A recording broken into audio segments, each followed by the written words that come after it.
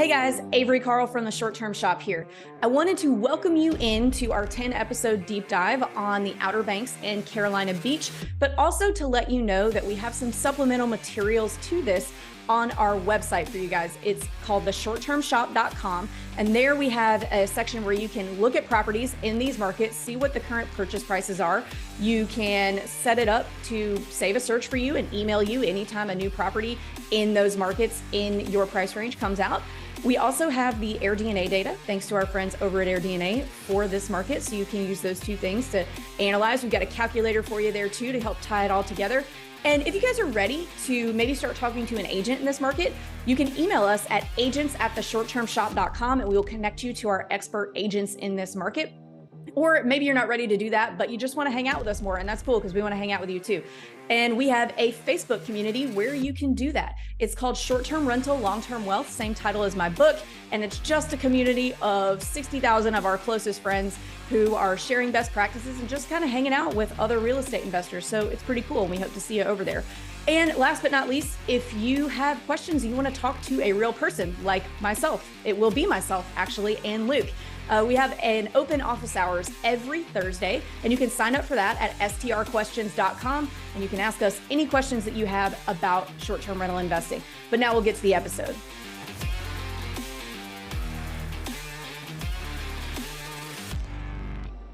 Short-term show, special episodes. We're in the beaches of North Carolina. We've got two expert real estate agents. We also have a very wonderful guest on today's show, which is Bob, the home inspector. Looking forward to speaking to him and getting some inside information on the inspection process. But guys, Meg and Joe, let's just jump right in. Let's talk about negotiating the terms of a contract and the contract process, something that I personally, I only know about from the buy side. So it's great to get some expert opinions on the subject. And let's just start with earnest money. What kind of, and again, before we did get into this, let's also mention this is extremely market specific. We all know that the market has changed drastically in two different directions in the course of about 3 years. So keep that in mind. But and feel free to mention that. You know, where are we today versus where we were, where we think we're going to go. But let's start with earnest money. Joe, what are you looking at for standard earnest amount? Is it refundable? All that kind of stuff. Yeah, that is a great question and very packed for North Carolina. So we've got actually two different types of earnest money. We've got earnest money and we've got due diligence. And due diligence is non-refundable earnest money that goes directly to the seller so that we have the opportunity to do inspections. It's backwards to a lot of the rest of the country of where you're going to pay up front. It's kind of pay to play money, basically, of where we can back out of a contract for any reason, but we're going to lose that due diligence money no matter what. And earnest money is much more traditional. It goes to the attorney. It sits in there until the end of our due diligence period, which it's still going to stay with the attorney in an account. But after that point in time, if you back out the contract, that money would also be forfeited. And so this is one thing that I love to hit on is that especially in North Carolina, the most valuable thing that your agent is going to do for you is the negotiating across the board. And we're able to do that because we're playing with real money here. It's not like we're playing with refundable money 100% of the time. And all of those different amounts are negotiable as well. And so you technically can put none, but the process most agents are expecting it across the board. And so Meg, that's kind of the overview, but anything I left out? Yeah, I want to touch a little bit more on that due diligence fee. So like Joe said, that is an amount of money. It is sent directly to the seller.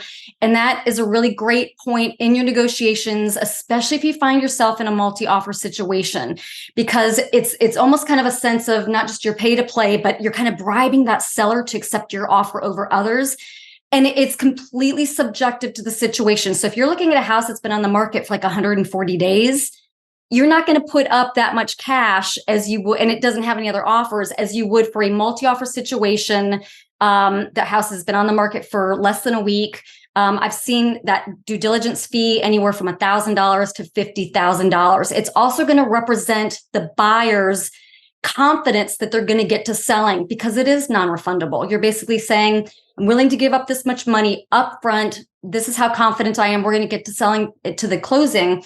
And the reason is because that amount, you do get it back when you do get to closing. It goes towards your down payment. So it's not lost. It's not out of your pocket and is just vaporizes.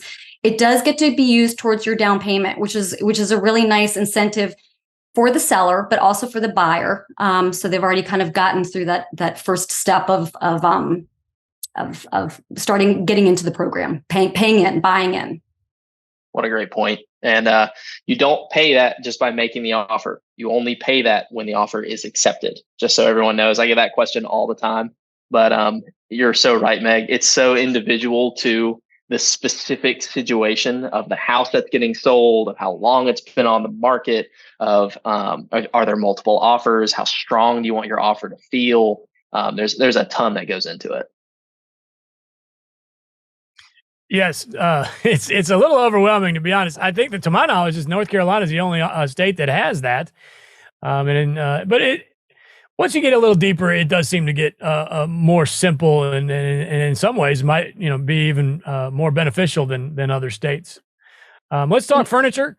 Go ahead, Meg. I want to backpedal again real quickly on the earnest money deposit. Joe, I'm not sure what. Because we're in the state of North Carolina, Joe and I share the same contract. It's the exact same offer to purchase. Here on the Outer Banks, you're going to see a 1% earnest money deposit made. We are not a title state, so you will have a closing attorney, a real estate closing attorney that will hold that earnest money deposit in escrow. And again, once you've defined what your due diligence period will be, if you get past that expiration, you can still terminate, but you do lose both your due diligence fee and your earnest money deposit. So there are a couple different stages there with how that works. But usually earnest money is 1% here. Yeah. And in my market, it's similar. Earnest money, no one really cares as much about it. And so I typically tell people do half of the due diligence. But things like that. 1% is a great rule in general, just from a budgeting standpoint. Okay, great. Well, now that we're knee deep in the offer process, what do we do with the furniture? Because again, vacation town, a lot of times these things come furnished. How does that work on the contract? Or is it not on the contract?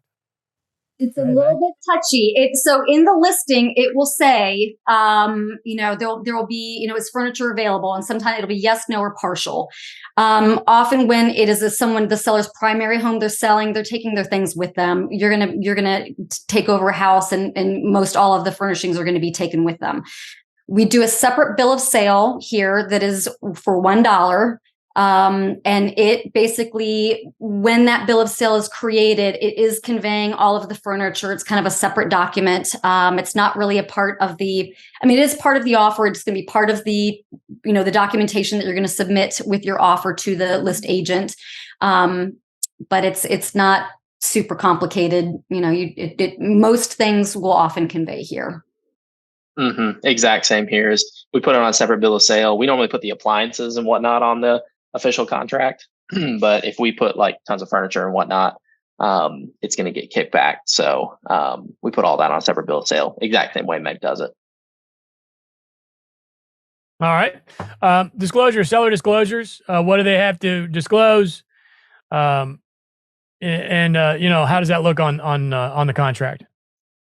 Yeah. So sellers are required to submit a residential property disclosure, as well as a mineral oil and gas rights disclosure. And the problem with the residential property disclosure, it's not really a problem, is they have the option to select no representation all the way down. And so they can select to say nothing about the property, which directly affects how we want to negotiate it. If they're not going to disclose anything about the property, typically we're going to go in, at least with my clients, with less due diligence funds, just because it's non-refundable. And so all that then is going to be for us to discover if there is anything on the inspection report. But they are required to submit them, but they can check yes, no, or no representation. If they put yes, they typically put information on there, or no, they'll write some notes and whatnot for us. But it's a pretty long document. I mean, it's 3 pages now, Meg? Yeah, I think it's 3 or 4. It is a long document. Lots of initialing. I think there's one Right. signature and you initial like every page. Yeah, it's Is a it lot. common for folks to fill a lot of that stuff out, or would you say most people are not? A lot of people fill out like the most common things, roof, HVAC, like things that they know. But especially if you're dealing with someone who's running either as a investment property or a second home, they're not there, so they don't necessarily know what's there as well. And so a lot of times we see a lot of no representation, at least on our market. Here on the Outer Banks, I mean, I would say 98% of the time they're writing that they're not going to put any representation in there at all. So it becomes incumbent upon your local agent to hire a fantastic home inspector to go through the house and find these things. And we're going to talk about that in a little bit when we get to Bob. But, it really does fall on the buyer to do the investigation and hire someone great to go through that house and see if there are issues there that need to be fleshed out. Two things I want to cover there. Number one, do you find that most of the time they're not filling those things out because quite frankly, they're probably out of state and maybe just don't even know that much about a house? And then my second question is there a different disclosure if it's a primary home versus if it is a rental property?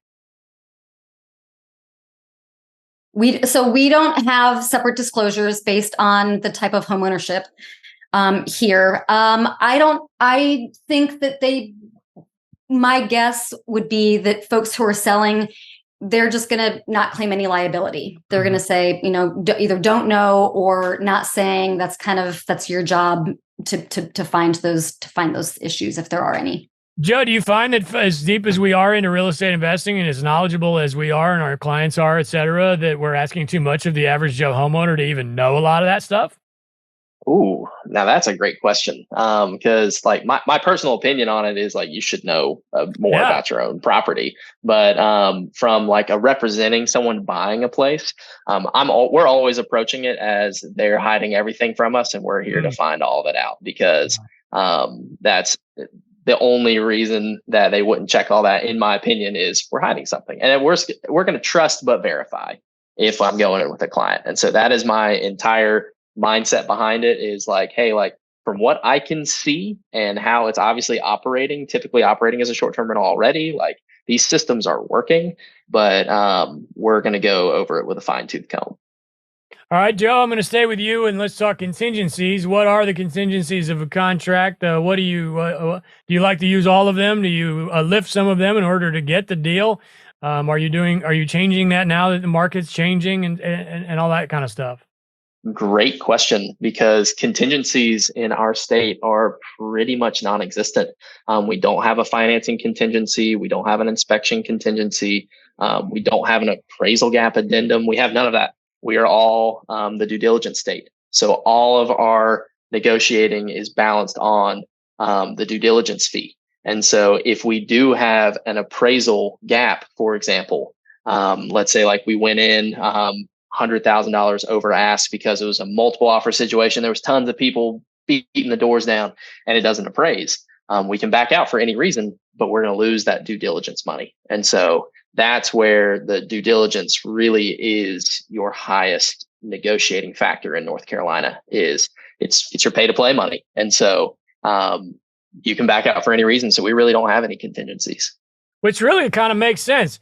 You got a financing contingency in almost every other state. And it seems to me your way is better, really, because it's like, well, dude, you should know whether or not you could get that financing. And it's not my fault that you couldn't get that financing. So you need to give me that earnest money. It's very similar to what happens in commercial real estate is really what we're talking about here. There's earnest deposits, et cetera. And there's usually going to be a date on the contract as to when the earnest money goes hard when you're buying commercial real estate, apartments and mobile homes and anything more than 1 to 4 family, of course. It sounds like North Carolina just kind of, took that commercial principle and applied it to residential, which works great in my brain. It's, if I'm selling a house and you can't get financing, why the hell should I pull this thing off the market for 3 weeks for free? That's not cool, but it is different than anywhere else, So if you're looking for that last line of defense, whoops, I couldn't get a loan. That's not going to happen here at all, Meg. Is that the case? Yes, you will lose your due diligence. That does Right. fall. That is incumbent on you. If you go in with your offer and with big guns that you can't follow up on, then yeah, you're going to lose your due diligence fee for sure. I mean, I kind of agree with that. Go ahead. If you run this thing all the way up to the day of closing and then you can't get your financing done and you're outside the due diligence period, you're losing your due diligence and your earnest money. So got to keep that in mind too, is you don't have this fail safe at the very end of, well, the loan wouldn't go through, so I get all my money back. That's not how it works here. Is there a final walkthrough? Yes. Yeah. You're entitled to a final walkthrough. Can I get out on final walkthrough? Let's say there was a flood, but between now and the last time I saw the house, can I get out on final walkthrough? Oh, great question. So there is verbiage in the contract that what you go under contract on, that is what you are purchasing. And so if there is a material change in the property, that would be a breach of contract on the seller. So if there was a flood, yes, you would be entitled to get your earnest money and your due diligence back. But just from a final walkthrough going, like a typical final walkthrough, you're not going to be able to get out of a contract. Right. It's not because there's dust in the corner. It would need to be like that the kitchen sink is falling through the floor or something like that. Right. Which it wasn't when I first got the contract. Correct. And now you've got to be able to prove that. Right. Yeah. Yeah. You're going to have an attorney involved. That would be very uncommon, but I'm just getting way in the weeds there. Anything else on? Well, there are no contingencies, so let's move now. Let's let Bob's time to shine. Let's cover the inspection process in the contract, and then we'll get a speech here from Bob. So, guys, how many days do I get an inspection period, Joe? How long do I have to negotiate the inspection? All that kind of stuff as far as the contract is concerned. Yeah, so typical contract's going to be 30 to 45 days. We normally are putting in a 2 to 3 week inspection. We try to get our appraisals in at that time as well. And so that's typical. But again, it's specific to the contract and it's negotiable. And so, Meg, is that common in your area? We actually I feel like our due diligence period is more like 4 weeks here. And once you get under contract, the first two things we're going to do is we're going to notify that lender and say, get that appraisal ordered. Inspection is going to be the second thing. And we're going to get a professional in there. Even if you're buying a house as is, I'm still going to recommend that you get that house inspected so that you know exactly you want those things that might be issues later identified. So I'm going to encourage even my folks who are buying a house as is, which you will find some of those here. I'm still going to encourage them to get that inspection done. But we typically have about 30 days here, and then we add another 15 at the end of that to get just to get all of the final paperwork in order with your lender, and closing attorney make sure that the deed is clear, title's clear. Okay. And then at this point, we are in our inspection process, I suppose, and it's time to call a home inspector. Joe and Meg, of course, are going to have good referrals for excellent folks, and Bob happens to be one of them. So, Bob, I'm under contract. I'm coming to you. I'm nervous. I'm scared. I live in a different state. What can you do to help me? And what can I do to make your life easier? Just give us a speech on your whole gig. Well, the big thing is that you're in another state. Something else that we have to be concerned with is the condition of the house in a coastal area where we're at is often different than a house inland. What we try to do is make sure that we locate any issue that may be unseen. A lot of times the owner of the home only visits it a few times a year. And when they do visit it, they don't really look at the house, they look at the beach. So they are not aware of what's going on in the home. Plus, with the non-owner occupied house, it sits a long time in the winter during the off season, and things can happen then that go unnoticed. So what we try to do is identify those issues, and then we try to help them understand what's typical in a beach home and what's unusual in a beach home, and what could cause a major repair down the line. Are there any mistakes that you see your clients make on a regular basis that you would wish to address? In other words, something that a lot of clients do over and over that kind of annoys you or something like that I can prevent? Well, I don't get annoyed easily, but what I do find is sometimes the clients either don't understand the severity of something, or they make something into a much bigger deal than it is. We have products that we use here at the beach that are very well respected, and they perform wonderfully in Ohio. But here at the beach, they're things that have different conditions, different exposure to the elements, and sometimes they just don't understand that. They look at the name brand and its reputation, and they don't listen to us, which is, they're buying. It's an emotional purchase. They're buying the dream. They're buying the beach house, and sometimes they they just don't listen, and that's what bothers me the most, is because they're setting themselves up for a problem. The clients that blow things out of proportion are also a little nerve-wracking. Some people will see a handful of light bulbs out and they think the house needs to be torn down. So it's a balance for us. Oh boy. Oh man. So what would you say? Let's talk your day-to-day, life. Are there, how long does an HVAC last, in your professional opinion? Obviously there's useful life and things like that, but, compared to an inland HVAC, and take it one step further, are there brands that you see that last longer than others? I think the big thing with the lifespan of the HVAC is the location. I live in the middle of Hatteras Island, the maritime forest. It actually acts like a filter and protects it. My HVACs last 15 to 20 years. There are places that are oceanfront where you're lucky to get 5 years max out of the system, and everything in between. It all depends on your proximity to the salt water. We find that proximity and maintenance are the two biggest things that dictate the lifespan. Some of the units do seem to rust more.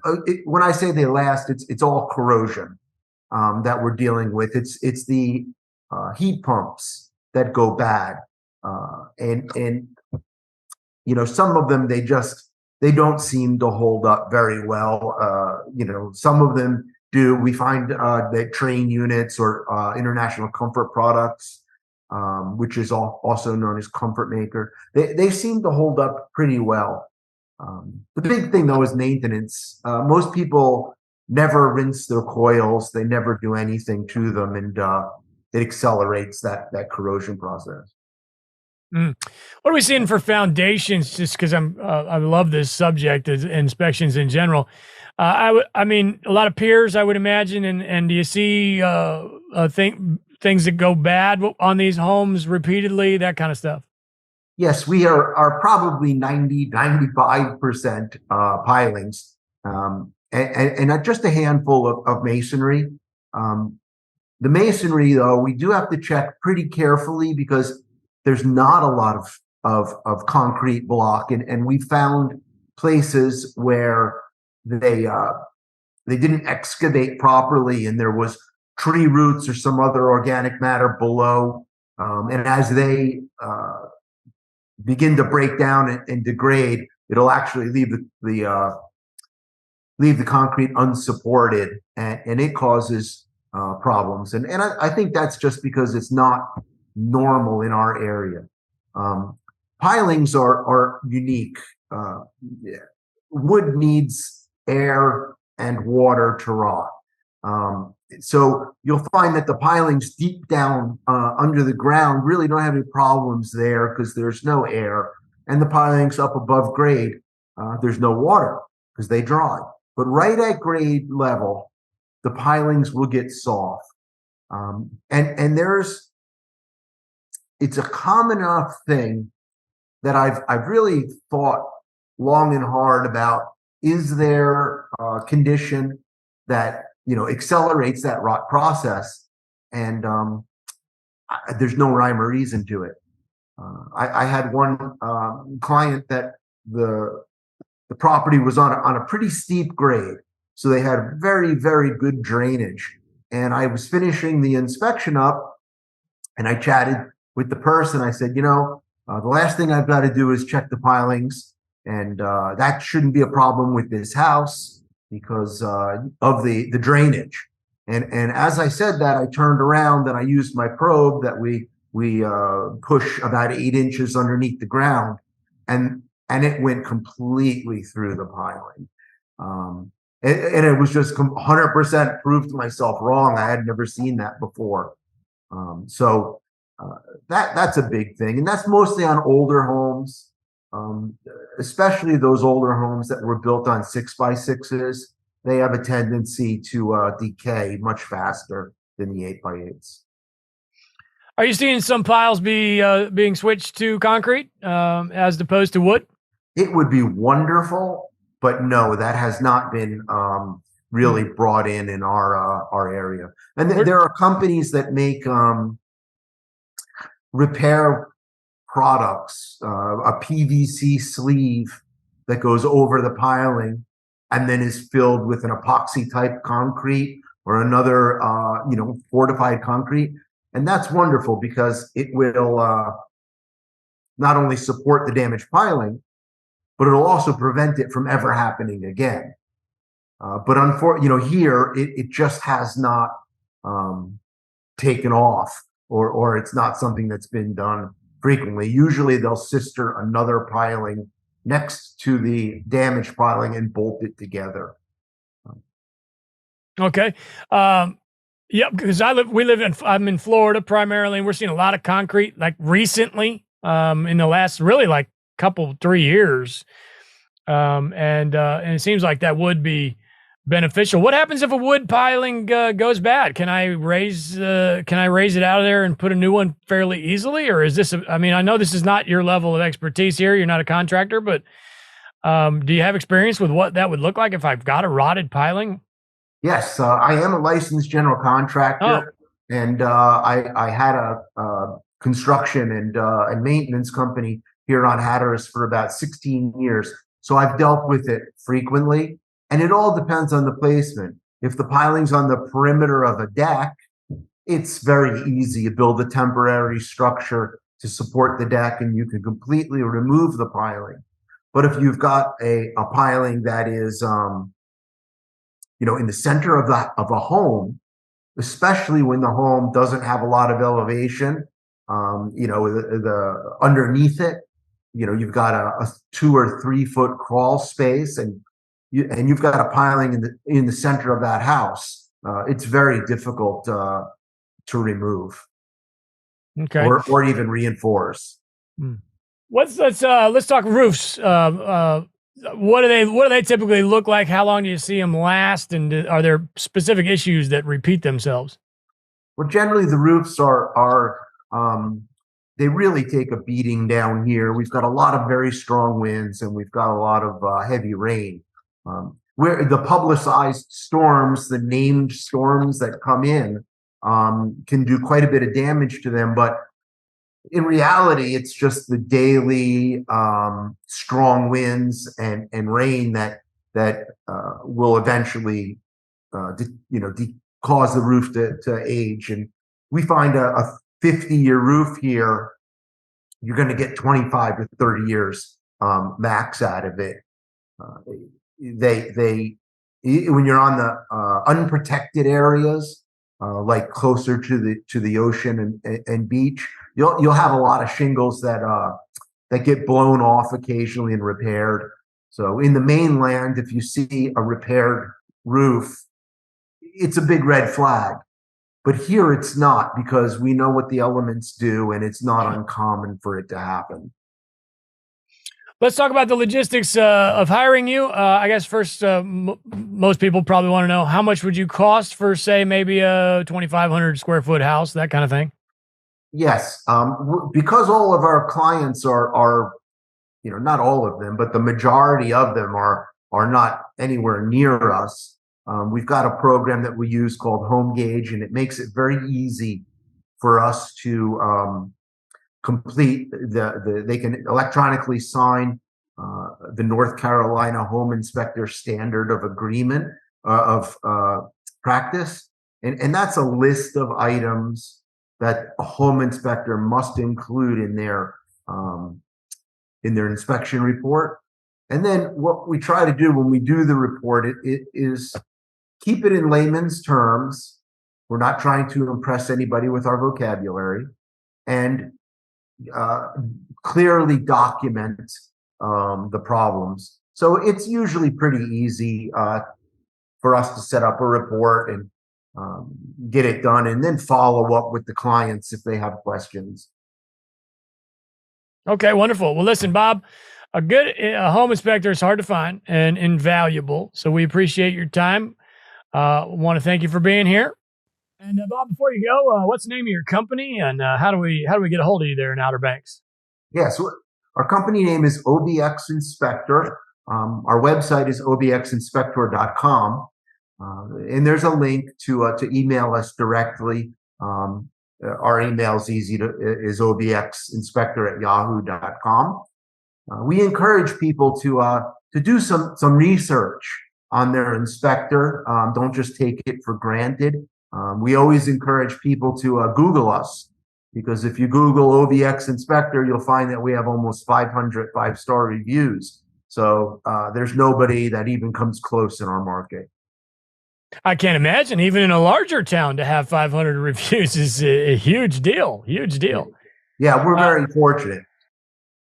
Bob says, "Google me, baby," and we appreciate your time, Bob. Thank you so much for coming to see us.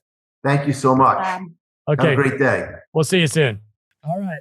Bob's wonderful. All right, let's continue on with the real estate professional agents here, professional real estate agents, and let's move to acting in good faith as far as clients are concerned. Any comments on that subject?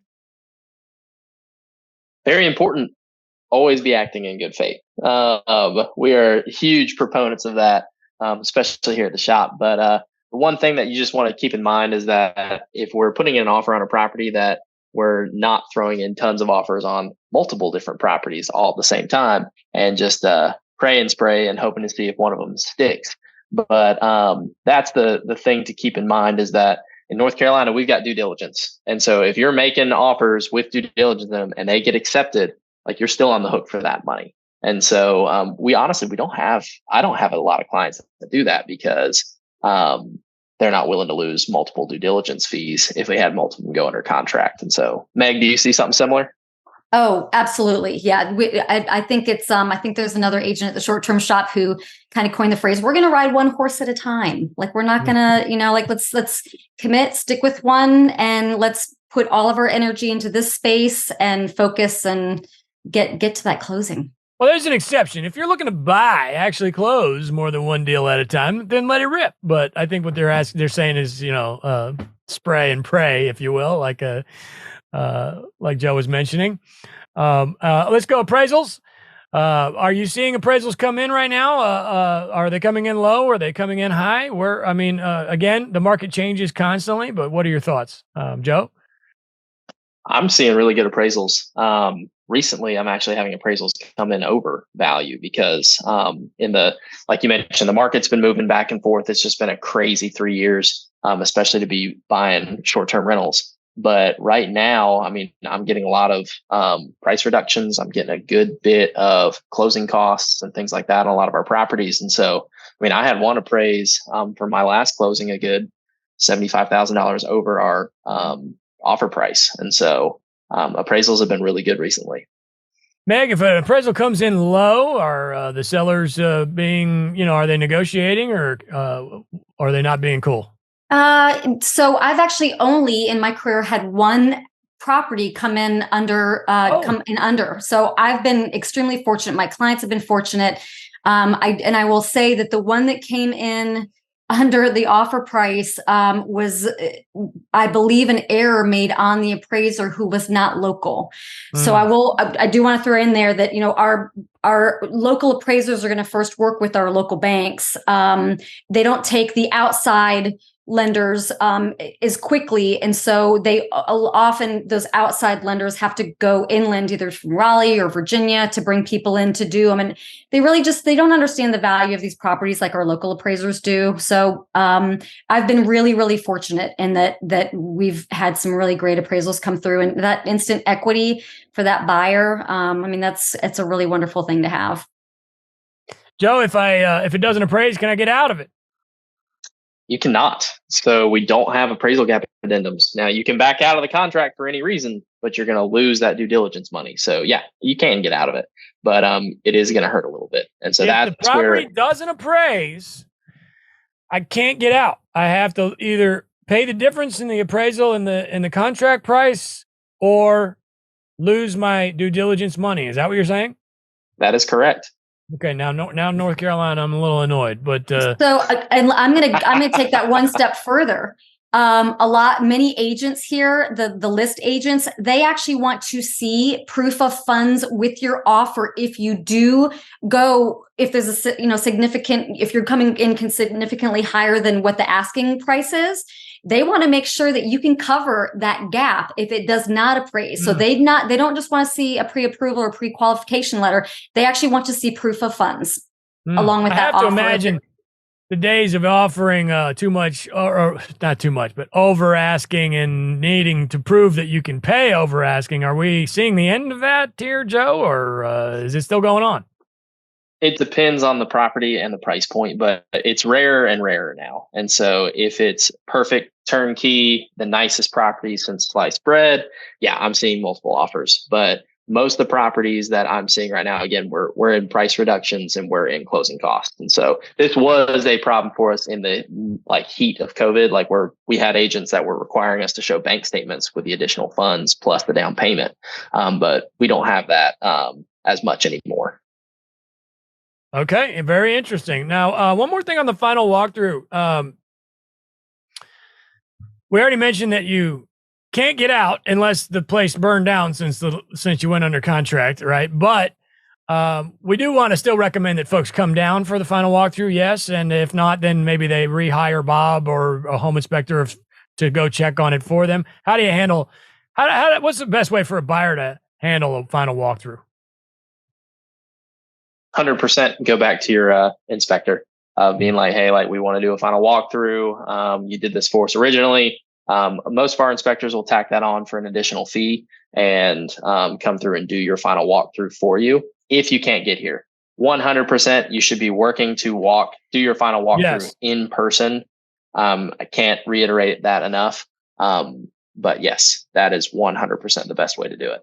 Sometimes we get carried away and because I personally have very little problem buying a house that I haven't seen, but I've done it a million times. Now, if you're new, man, I can't tell you how important it is. You got to get down there. So that's something we definitely want to reiterate. Get to the home. Get there as many times as you can, if at all possible.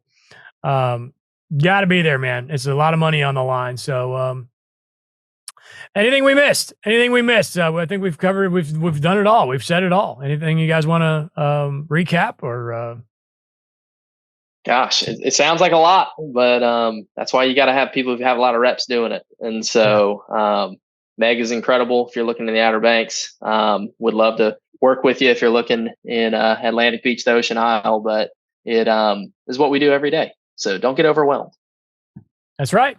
Agents at theshorttermshop.com, Joe at theshorttermshop.com, Meg at theshorttermshop.com, Luke at theshorttermshop.com, and theshorttermshop.com. Thank you for hanging with us. We love you, and we'll see you soon.